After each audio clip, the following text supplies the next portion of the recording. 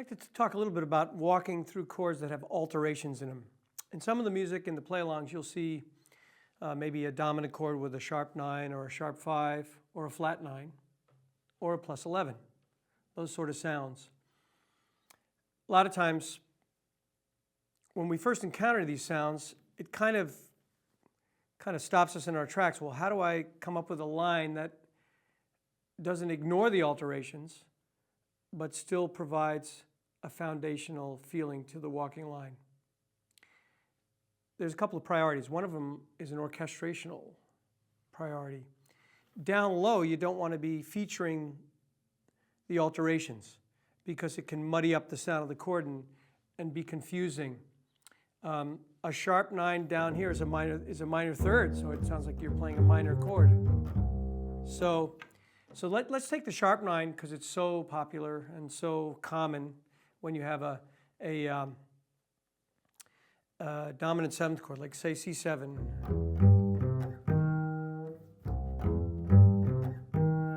So it's, it has a major third on the bottom and a flatted third on the top, which is the 10th, or sharp 9.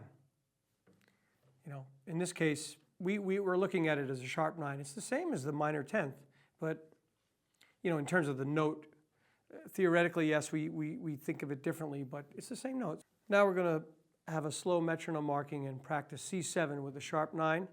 Down in the low register, we're not going to feature that E flat. We're going to feature it only up here, above the octave, so that they hear the sound of the dominant 7th with the sharp 9 alluded to up here. Let's try that now. 1, 2, a 1, 2, 3.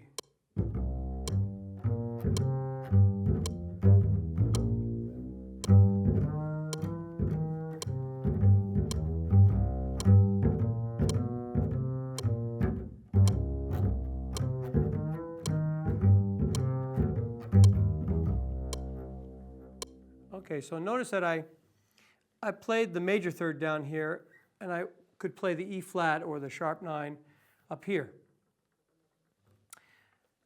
This is an orchestration choice, like I alluded to a second ago. We don't want to feature that E flat too prominently down here. If we don't have the E natural next to it when we play it, it makes it sound like we're walking over a C minor, and we're not. So orchestration choices are critical. Keep the alterations above the octave so that the listener hears the alterations in the right register, so that they give the chord the actual color rather than confusing the person and making them think it's another chord quality. That's essential. So let's try, the same thing is true with a C7 plus 11. If you play that, in that case, the F sharp is the note that's altered. Call that a tritone, remember? If you play it down here, people who who you're playing with might say, well, that sounds more like a flat 5 than a plus 11. Here's the plus 11.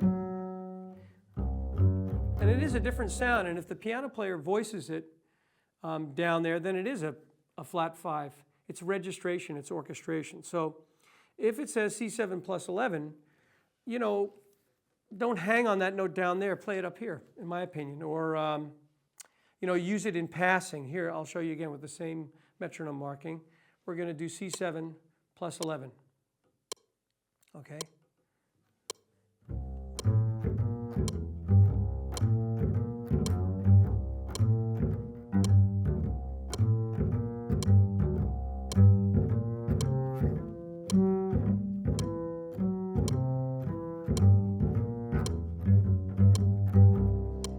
See, when I used it down low, I made sure that I got off of it quick and played the G next to it.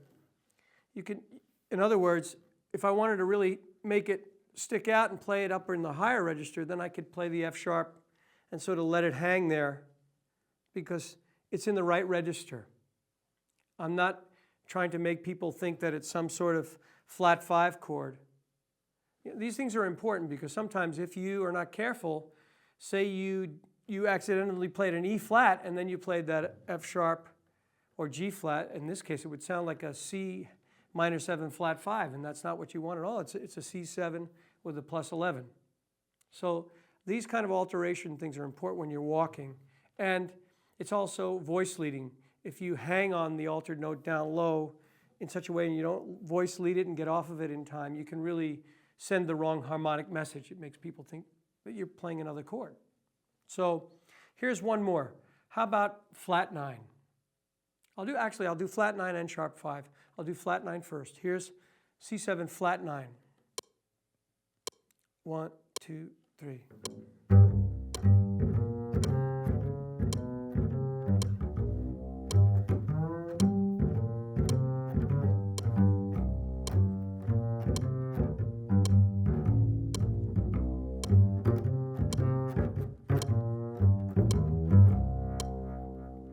So above the octave, I'm playing that D flat a little bit. I'm alluding to it, but I'm not playing it way down here, except maybe in passing.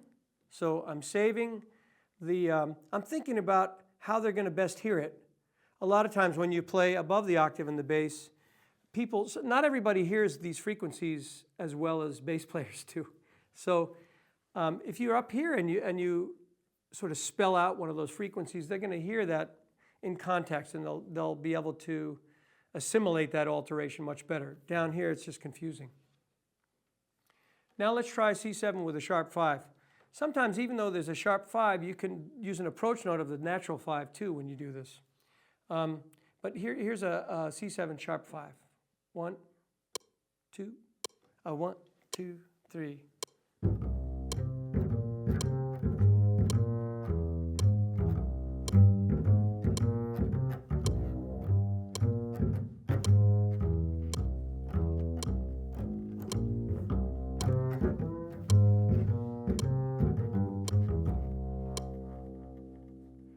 That's one way to outline it. And it's also contextual. In other words, where is that C7 with the sharp 5 going?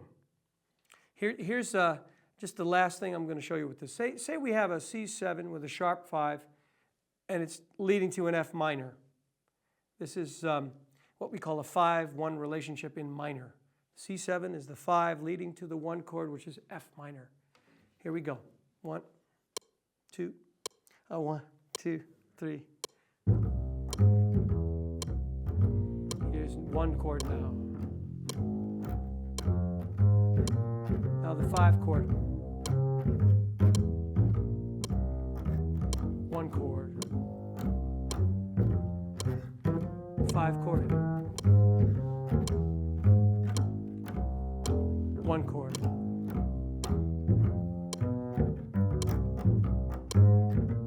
5 chord. 1 chord.